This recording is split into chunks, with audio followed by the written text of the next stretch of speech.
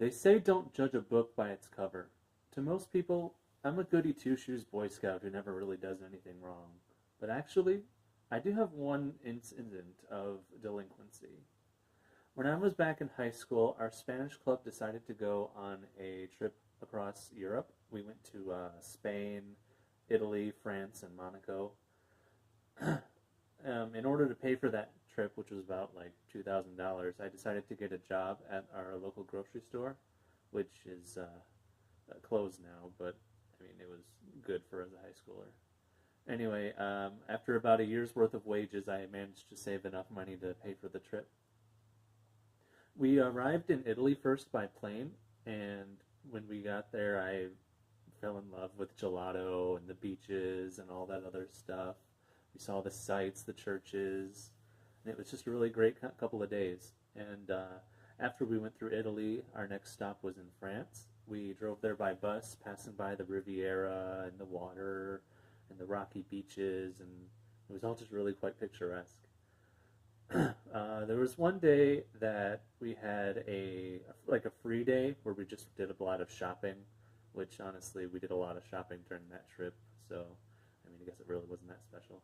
Anyway, my group stopped by this little toy shop.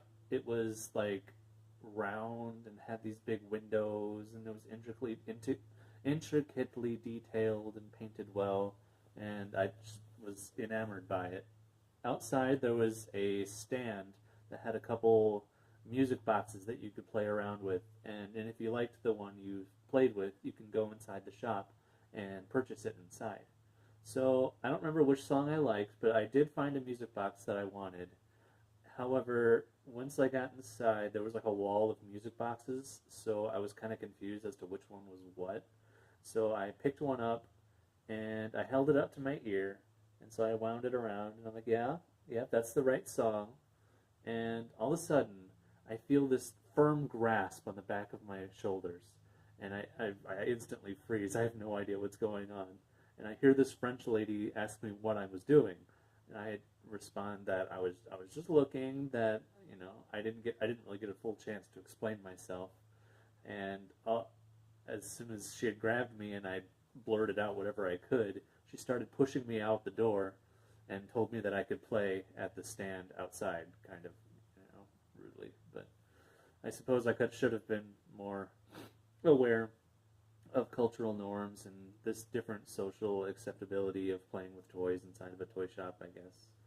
But, well, I didn't really go back inside, and I never really picked up that toy box or music box or bought it.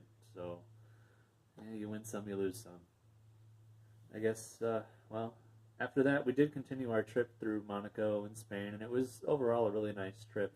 Good pictures, good souvenirs, good food, good, just great, great memories. So, yeah, that's how I got kicked out of a toy shop in France.